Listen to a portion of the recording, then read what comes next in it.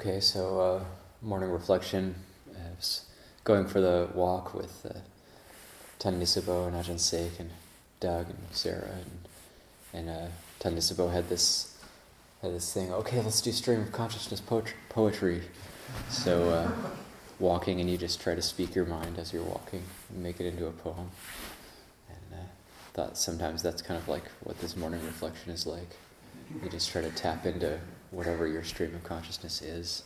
And so I had a bit of a stream of consciousness walking down this morning because I'm at forest practice, so I don't have to go to the morning puja. So it's just walking down before breakfast and just appreciating the cleanliness of the air, and thinking this air is like medicine, and it's so clean, and you get this evergreen smell, and really appreciating, having gratitude for the place that we live in, and the beauty of the place, and the cleanliness of the air, and the integrity of the community. And so having a lot of positive sort of mind moments connected with the Sangha here, with this community.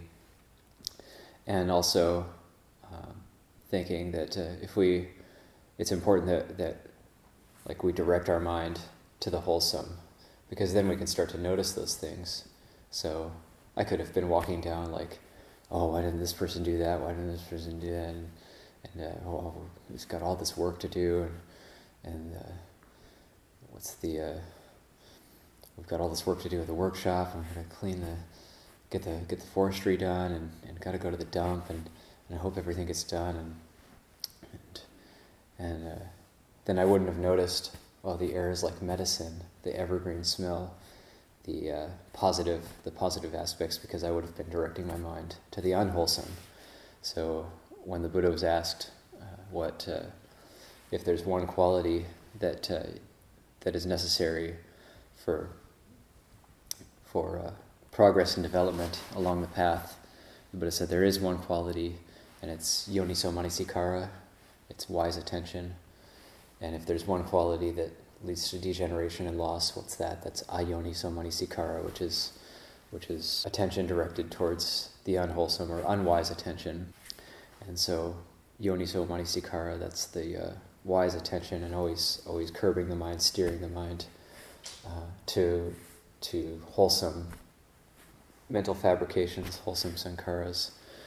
And then we start to develop and make progress along the path because that leads into mindfulness, that leads into all of the other wholesome dhammas that our Ajahns are always talking about and pointing us towards.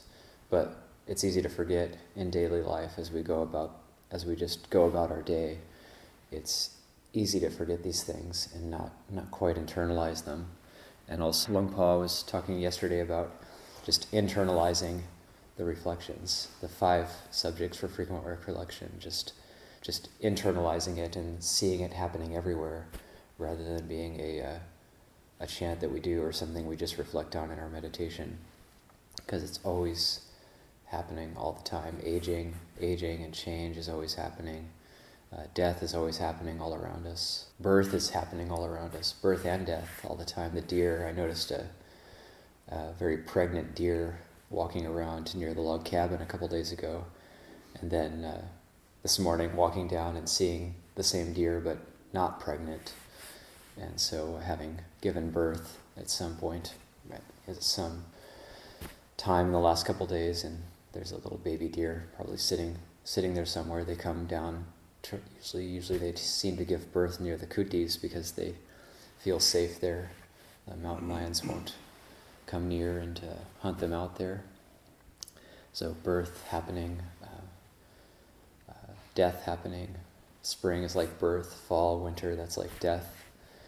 These things are just happening all the time, all around us, and time just keeps moving on and on and on, and it's always, the Dhamma is always happening, but it's just yoniso manasikara, just putting the attention onto it.